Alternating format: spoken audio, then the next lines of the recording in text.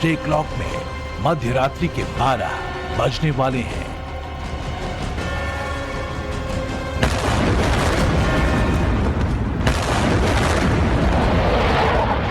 क्या प्रलयंकारी कयामत का मुंबल नजदीक आ गया है?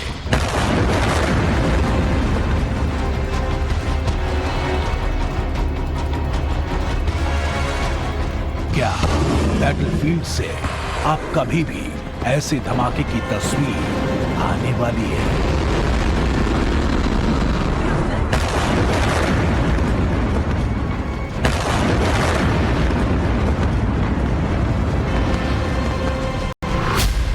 एक, दो, 3, 4, 5, 6, 7 और 8 बस गिनते जाइए। पुतिन के ये वो परमाणु बॉम्बर हैं जिनकी तस्वीरें सामने आने के बाद पश्चिमी देशों के दिल की धड़कन बढ़ चली है।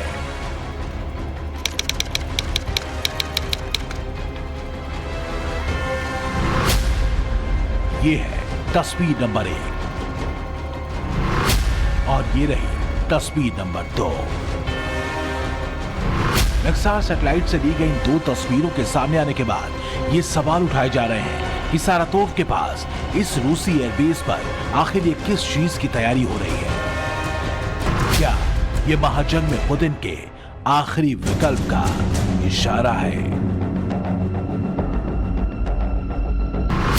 जर्मनी की मैगजीन स्पाइस जेल ने इन सैटेलाइट इमेज को पब्लिश किया है, जिसमें देखा जा सकता है कि रूस की एयरफील्ड एंगेल्स 2 पर किसी बड़े अटैक के लिए फाइटर जेट्स को तैयार किया जा रहा है।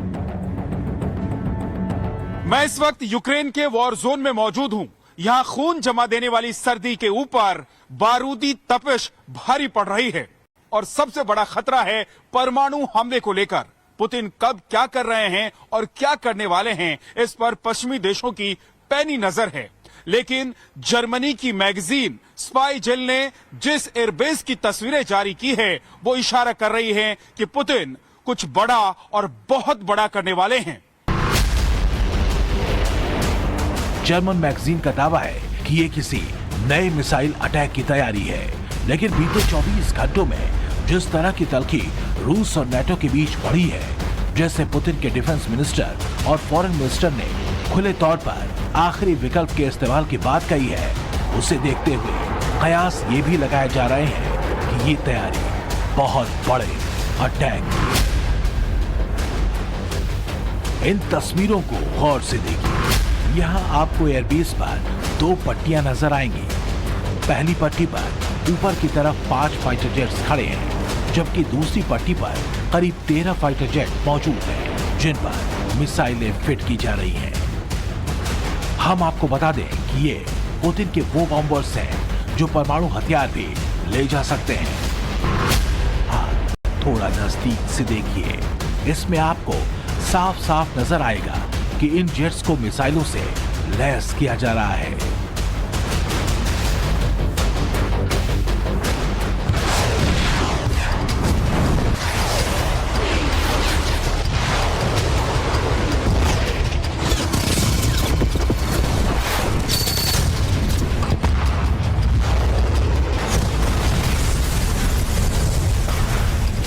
तस्वीरें आपने देख ली, अब समझिए बात दिन ब दिन कैसे बिगड़ती जा रही है। इस वक्त यूक्रेन के डोनेत्स्क में भीषण जंग चल रही है।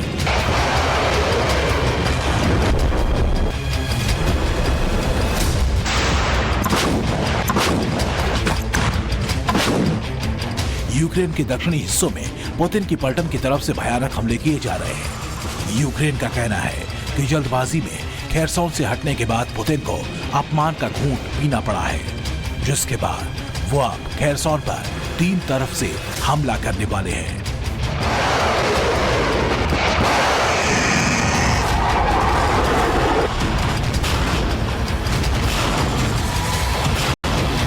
यूक्रेन के दावे में क्या सच्चाई है, इस पर फिलहाल कुछ भी नहीं कहा जा सकता, लेकिन पुतिन के 2 बड़े मंत्रियों ने बीते 24 घंटे के भीतर 2 बड़े बयान देकर साफ कर दिया है कि पुतिन के मन में दरअसल चल क्या रहा है। रूस के विदेश मंत्री सर्गेई लावरोव ने कहा है कि भले ही लड़ाई पारंपरिक हथियारों से ही क्यों न हो, लेकिन फिर भी परमाणु शक्तियों को किसी भी टकराव से बचना चाहिए।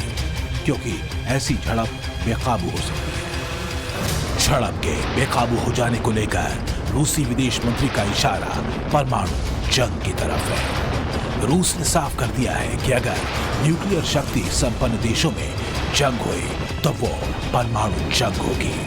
इसे आप ऐसे भी समझ सकते हैं कि रूस ने ब्रिटेन, अमेरिका और फ्रांस को सीधे धमकी दे दी है कि अगर वो बीच में आए तो परमाणु युद्ध हो सकता है।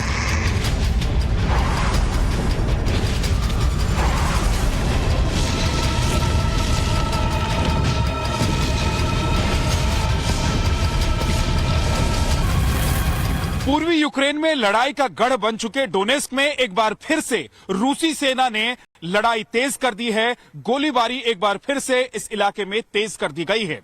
वहीं दूसरी तरफ दक्षिणी यूक्रेन में रूस की सेना डिफेंसिव पोजीशन में आ गई है। रूस के विदेश मंत्री ने बयान जारी करके कहा है कि पश्चिमी देश यूक्रेन पर लड़ाई को जारी रखने का जोर बना रहे हैं। साथ ही विदेश मंत्री की तरफ से यह भी कहा गया है कि उनके पास परमाणु का विकल्प अभी भी खुला हुआ है। लावरोव के अलावा रूस के डिफेंस मिनिस्टर सर्गेई सोइजू ने भी बुधवार को ही कहा है कि वक्त आ गया है कि रूस को अब इस महाजंग में अपने सबसे मॉडर्न हथियारों को उतारना चाहिए। पुतिन के विदेश मंत्री ने रूसी सेना के सीनियर जनरल्स की मीटिंग में ये बात कही। रूस के विदेश मंत्री और रक्षा मंत्री दोनों ही के बयान 28 नवंबर को नेटो देशों के विदेश मंत्रियों के बीच हुई उस बैठक के बाद आए हैं जिसमें रूस के हमलों को काउंटर करने पर चर्चा की गई।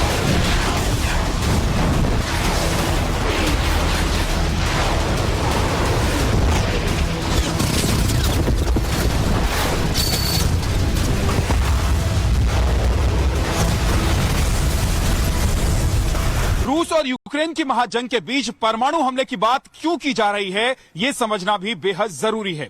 दरअसल रूस के हमलों के बीच नेटो देशों के विदेश मंत्रियों की एक अहम बैठक हुई है जिसमें यूक्रेन के पड़ोसी देश मसलन जॉर्जिया, मोल्दोवा और बोस्निया सरी के देशों की मदद की संकल्प को दोहराया गया है और ये बात रूस को चिढ़ा रही है। लिहाजा रूस ने कहा है प्रतिक्रिया देते हुए कि नेटो देश इस जंग को शांत कराने की बजाय कूटनीतिक तरीके से इसे भड़काने में लगे हुए हैं। दरअसल पुतिन नेटो, बाइडेन और जेलेंस्की को आखिरी ऑफर दे चुके हैं। वो पश्चिमी देशों को बीच से हटने के लिए कह चुके हैं। यूक्रेन को हथियारों की सप्लाई न करने के लिए भी कई बार चेता चुके हैं।